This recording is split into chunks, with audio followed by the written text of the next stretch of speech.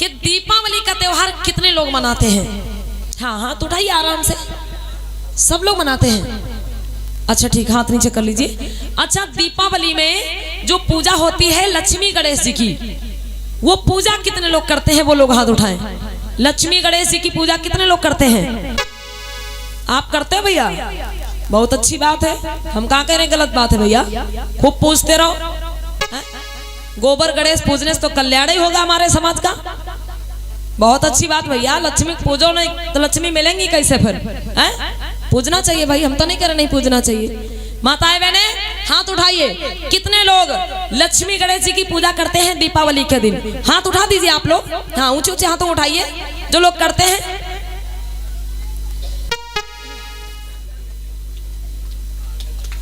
बहुत बहुत धन्यवाद मम्मी जी को, एक बार जोरदार तालियां मम्मी जी के लिए भी बजा दीजिए। देखिए माताएं बहने, अच्छा अच्छा, जो दीपावली का त्योहार आता है, दीपावली का त्योहार क्यों मनाया जाता है? देखिए इसमें किसी की निंदा वाली बात नहीं है, ये कोई मत समझे कि किसी की निंदा की जा रही है। जो हकीकत है, जो सच्चाई है, वो आप लोग समझे। अगर इच्छा हो तो माने और ना इच्छा हो तो मत माने। कोई जबरदस्ती थोपा नहीं जा रहा कि आपको मानना ही है। अगर आपको सही लगे तो माने और सही ना लगे तो कोई बात नहीं, यहीं पे भुला दीजिए, यहीं पे छोड़ के चले जाइए, कोई दिक्कत नहीं है। दीपावली का जो त्योहार है, लोग कहते हैं कि दीपावली का त्योहार क्यों मनाया जाता है? इसलिए क्योंकि इस दिन भगवान राम 14 बरस का वनवास पूरा करके पहली बार अयोध्या आए थे। मतलब भगवान राम 14 वर्ष का वनवास पूरा करके अयोध्या आए थे और उस दिन अयोध्या वासियों ने खुशी में घी के दिए जलाए थे और तभी से दीपावली की शुरुआत हो गई। चलिए ठीक है, इस बात को मान लेते हैं कि दीपावली की शुरुआत यहीं से हुई। अगर निबंध लिखने को आता है तो यही लिखा जाता है। बहुत बहुत धन्यवाद मम्मी जी को, ध्यान दीजिएगा। अगर निबंध लिखने को आता है तो यही लिखा जाता है कि हाँ, दीपावली की शुरुआत कहां से हुई? भगवान राम 14 वर्ष का वनवास पूरा करके अयोध्या लौटे थे। अयोध्या वासियों ने खुशी के मारे घी के दिए जलाए, तब से दीपावली की शुरुआत हो गई। बहुत अच्छी बात। लेकिन विचार करिए आप लोग भैया, दीपावली के दिन पूजा किसकी होती है? लक्ष्मी और गणेश जी की। और दीपावली आने की खुशी में किसके आने की खुशी मनाई जाती है? राम और सीता और लक्ष्मण जी के। मतलब दीपावली मनाई जाती है राम के आने की खुशी में, और इस दिन पूजा किसकी होती है? लक्ष्मी और गणेश जी की। अरे भैया, जब राम सीता के आने की खुशी में दीपावली मनाई जाती है तो इस दिन पूजा भी किसकी होनी चाहिए? राम और सीता की तो पूजा होनी चाहिए, लेकिन उनकी पूजा नहीं होती, पूजा होती लक्ष्मी और गणेश जी की। मतलब बारात किसी और की, भाई कलेवा कोई और खा रहा है। आने की खुशी में किसी और के मनाई जाती है और पूजा किसी और की हो रही। चलिए इस बात को यहीं पे छोड़ देते। कुछ लोगों का मानना होता है कि नहीं नहीं, दीपावली के दिन लक्ष्मी और गणेश जी की पूजा इसलिए होती है क्योंकि दीपावली के दिन लक्ष्मी जी की पूजा करने से घर में धन आता है। दीपावली के दिन लक्ष्मी जी की पूजा करने से घर में धन आता है। मतलब लक्ष्मी माता स्वयं आती है दीपावली के दिन हर किसी के घर में। इसीलिए हमारे लोग क्या करते हैं भैया, मूर्तियां प्रतिमाएं खरीद करके लाते हैं। दीपावली जब आती है 15-20 दिन पहले से देखो, हर चौराहे पे जहां भी चले जाओ सब ढेर के ढेर लगे हुए हैं। कोई 50 रुपया की, कोई 100 रुपया की, कोई 200 रुपया की, कोई 500, कोई 1000 रुपया की मूर्ति खरीद के ला रहा है और घर में बैठ करके पूजा कर रहा है कि हमें धन मिलेगा, लक्ष्मी जी हमको धन देंगे। अब विचार करिए अम्मा बहनों, अगर जो आप 100 रुपया की, 50 रुपया की मूर्ति खरीद करके लाते हैं और घर में बैठ करके पूजा करते हैं और कहते हैं हमको धन मिल जाएगा, अगर उस मूर्ति की पूजा करने से धन मिलता होता भैया तो दुकानदार वो 100 रुपया की 50 रुपया की मूर्ति आपको नहीं बेचता। समझ रहे हैं इस बात को? अगर लक्ष्मी गणेश जी की मूर्ति जो लोग खरीद के लाते हैं और कहते हैं पूजा करने से हमको धन मिल जाएगा, अगर उस मूर्ति की पूजा करने से धन मिलता होता तो दुकानदार वो 100 रुपया 50 रुपया की मूर्ति आपको नहीं बेचता, वो खुद ही पूजा करके धन मांग लेता।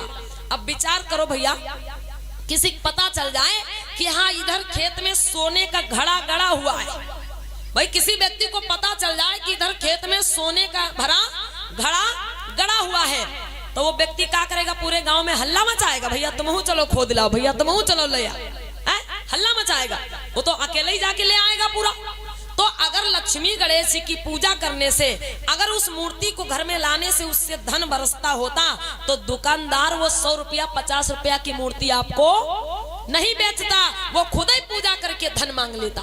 मतलब असली लक्ष्मी तो आप वहां दे आते हो, असली लक्ष्मी जो आपके पास है उसको आप दे आते हो, और मिट्टी पत्थर ले आते हो घर में और कहते हो इनकी पूजा करने से धन बरसेगा। कितना बड़ा अंधविश्वास है। आगे विचार करिएगा, हमारे लोग घर में बैठे हुए हैं, पूजा कर रहे हैं, हाँ लक्ष्मी जी हमारे घर आएंगी, लक्ष्मी जी हमारे घर आएंगी, लक्ष्मी जी हमारे घर आएंगी। लेकिन एक बात पे अम्मा बहनों विचार कर लीजिएगा, लक्ष्मी जी की सवारी क्या है? लक्ष्मी जी की सवारी है उल्लू।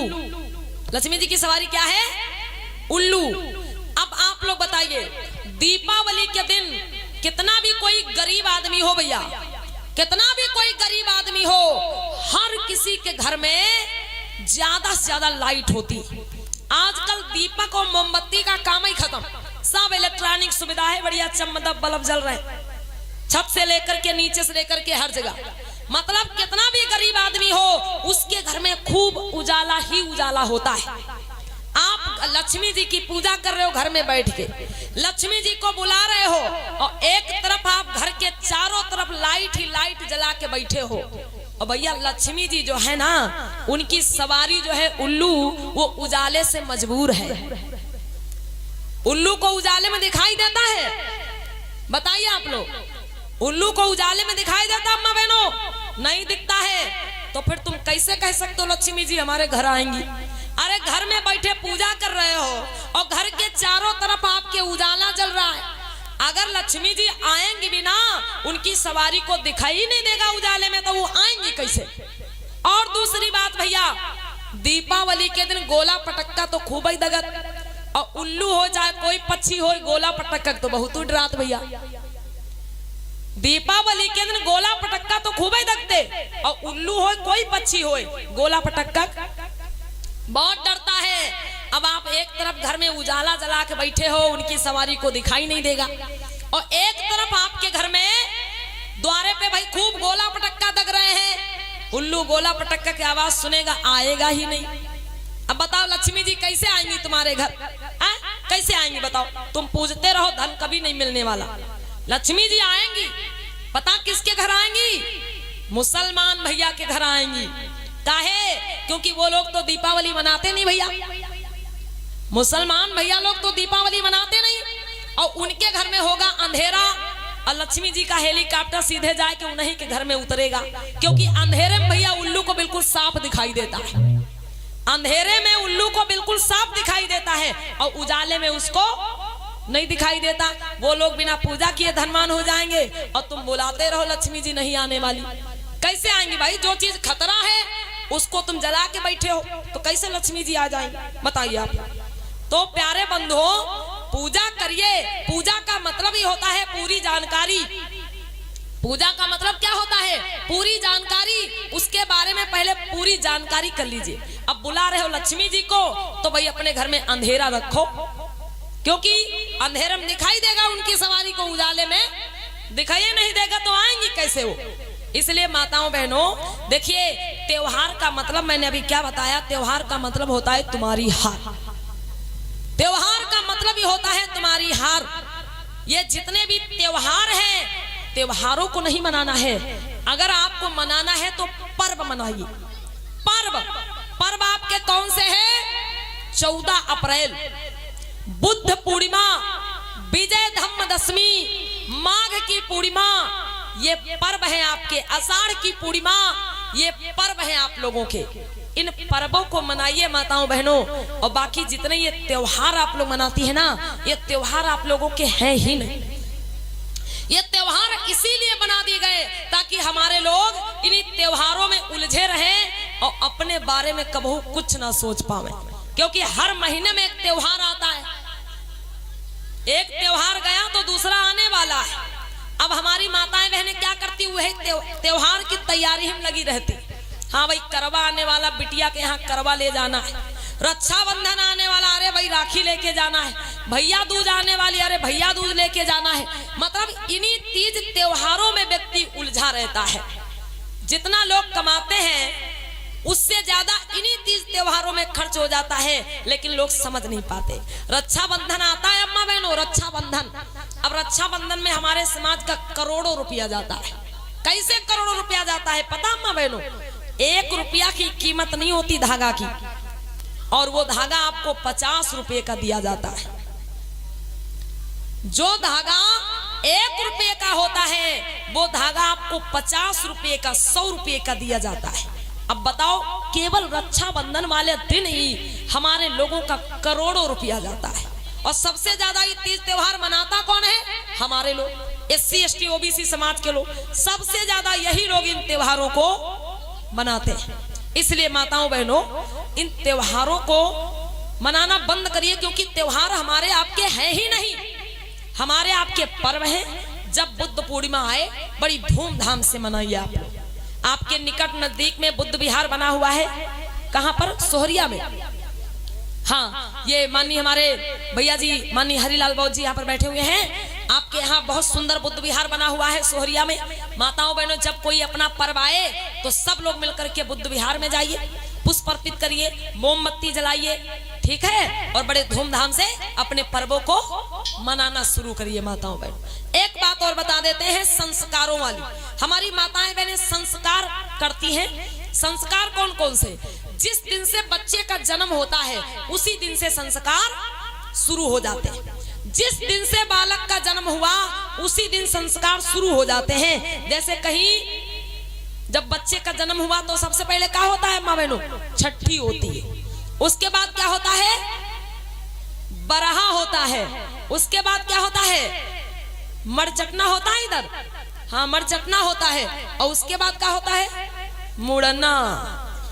पूछो ना कुछ भैया। फिर मतलब बच्चे का जन्म हुआ सीतापुर में, लड़कवा का जन्म हुआ सीतापुर में, और नानी रहती फैजाबाद में। और नानी के पास जैसे फोन पहुंचा कि नातिक जन्म हुआ है, और नानी तुरंत ही मुंडन माने बैठी पूड़ागिर में। अब गरज हो तुम्हारी बनवावे जाओ भैया, वो तो माना है। अब माना है तो फिर बनवाने जाना है। मेरी माताओं बहनों, इसलिए ये संस्कार भी अपने घर में करिए आप लोग। ये जो मरचटना मुड़ना हमारी माताएं बहनें बड़ी दूर दूर मान देती हैं, और ऊपर से क्या कहती हैं कि अरे जब हम मरचटना करेंगे, जब मुड़ना करेंगे तो बड़ी धूमधाम से करेंगे, नौटंकी करवाएंगे, ऑर्केस्ट्रा करवाएंगे, डांस पार्टी करवाएंगे, तब अपने भैया को मुड़ना करेंगे, ऐसे थोड़े करेंगे। मेरी माताओं बहनों देखो, इन चीजों से आपके बच्चे का भविष्य नहीं सुधरने वाला। मुंडन में, मरचटना में आप लाखों रुपया खर्च कर लो, 2, 4, 5 साल लोग याद रखेंगे अम्मा बहनों, फिर भूल जाएंगे कि आपके बच्चे के मुंडन में क्या हुआ था। लेकिन अगर अम्मा बहनों वही पैसा बचा के अपने बच्चे को पढ़ा लिखा दिए हो ना, तो वो जीवन भर उसके काम आएगा। जितना पैसा छठी बरहा मुड़ना मरचटना में खर्च हो जाता है, अम्मा बहनों ये पैसा बचाओ अपना, ठीक है, ये पैसा अपना बचाओ और अपने बच्चों को पढ़ाओ। ध्यान दें माताएं बहनें हमारी। और एक चीज माताओं बहनों, ये जो संस्कारों की बात चल रही है, मुड़ना मरचटना की बात चल रही है, माताएं बहनें हमारी ध्यान दें इधर। अब की बार नवरात्रि में, अब की बार नवरात्रि में कितनी ट्रालियां पलटी हैं भैया लोग हमारे इधर। आप लोगों ने तो यूट्यूब पर फेसबुक पर देखा होगा, अब की नवरात्रि में कितनी ट्रालियां पलटी हैं। और वो ट्रालियां कहाँ जा रही थी? हाँ जी अंकल। अच्छा, क्या नाम भैया आपका? राजकुमार।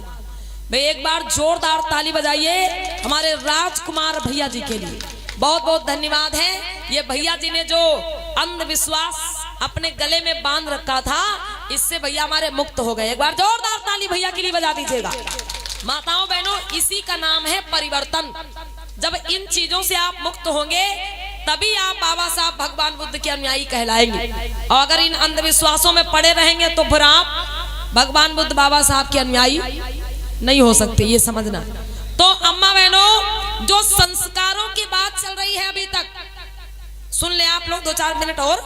जो संस्कारों की बात चल रही है अभी तक, तो ये संस्कार अम्मा बहनों अपने घर में करिए आप लोग। जो भी मुड़ना मरचपना जो भी होता है ना, ये घर में करिए। अभी नवरात्रि में कितनी ट्रालियां पलटी हैं। एक ट्राली इधर लखनऊ के पास इटौंजा महोना के पास पलटी, उसमें कई लोग मर गए। एक 46 लोग मर गए, बताओ। एक ट्राली इधर कानपुर में घाटमपुर में पलटी, कानपुर में घाटमपुर में, उसमें भी 25-26 लोग मर गए। अब ध्यान देना अम्मा बहन, वो लोग कहाँ गए थे पता है? वो लोग मुंडन करवाने गए थे और मुंडन करवा के लौट रहे थे और रास्ते में ट्राली जाके तालाब में पलट गई। कुछ तो ट्राली के नीचे दब के मर गए, कुछ तालाब में डूब के मर गए। अब बताओ माताओं बहनों, अगर जरा भी शक्ति होती तो इतने लोग क्यों मरते? विचार करिए आप लोग, खुद विचार करिएगा। अरे भाई वो लोग तो देवी मैया के दरबार में गए थे और जब वापस आ रहे थे तो उनको सुरक्षित भाई उनके घर पहुंचाना चाहिए था, लेकिन बेचारे रास्ते में सब मर गए। तो ये चीज समझना है अम्मा बहनों, जब ये संस्कार आप लोग अपने घर में करेंगे तो कम से कम जान तो बची रहेगी। अगर ये संस्कार आप अपने घर में करेंगे तो कम से कम आपकी जान तो सुरक्षित रहेगी। ये चीजें माताओं बहनों आप लोगों को समझना है। तो ये जो भी आप संस्कार करती हैं अपने घर में करें मेरी माताएं बहनें, इधर उधर दूर दूर कराने के लिए ना जाएं, क्योंकि ये जो सर के बाल होते हैं ना, ये कोई प्रसाद में मानने वाली चीज नहीं होती बहनों। अगर कोई अपने बच्चे के बाल मुंडवा के और आपकी देहरी पर रख जाए, दरवाजे पर रख जाए, आपको अच्छा लगेगा? अच्छा लगेगा? बताओ, बिल्कुल भी अच्छा नहीं लगेगा। अगर कोई अपने बच्चे के बाल मुंडवा के आपके द्वारे दरवाजे पर रख जाए, आपको अच्छा नहीं लगता है, तो आप दूसरे के द्वारे बाल रखाती भाई उनको कैसे अच्छा लगता होगा? ये खोपड़ी के बाल भी कोई प्रसाद में चढ़ाने वाली चीज है? कोई मानने वाली चीज है? इन अंधविश्वासों से बाहर निकले मेरी माताएं बहनें, और जितना पैसा इन चीजों में खर्च करती ना, वो पैसा बचा के अपने बच्चों को पढ़ाइए। छठी बरहा मुड़ना मरचपना में लाखों रुपया लोग खर्च कर देते हैं। मतलब जब तक बच्चा 5-6 साल का होता है तब तक लाखों रुपया खर्च कर देते हैं, और जब बच्चा के ऊपर पैसा खर्च करने की बारी आती, जब बच्चे को पढ़ाने लिखाने का नंबर आता है, तब पैसा नहीं है। तब सरकारी स्कूल में नाम लिखा दिन भैया जाओ और खिचड़ी खाओ, तब पैसा नहीं है। मतलब मुड़ना मरचपना के लिए कर्जा ले लेंगे भाई, दिल्ली पंजाब लुधियाना कमाने चले जाएंगे। अरे हमको अपने भैया का मुंडन करवाना है, बड़ी धूमधाम से नौटंकी करानी, उसके लिए बाहर कमाने चले जाएंगे। अरे भैया कमाना है तो अपने बच्चों की पढ़ाई के लिए कमाओ, बच्चों को अच्छी शिक्षा दिलाओ जो जीवन भर काम आएगी। और मुड़ना मरचपना में लाखों करोड़ों खर्च कर दो, उससे आपके बच्चे का जीवन नहीं सुधरने वाला। ये चीज ध्यान रखिए। बोलिए भगवान बुद्ध की।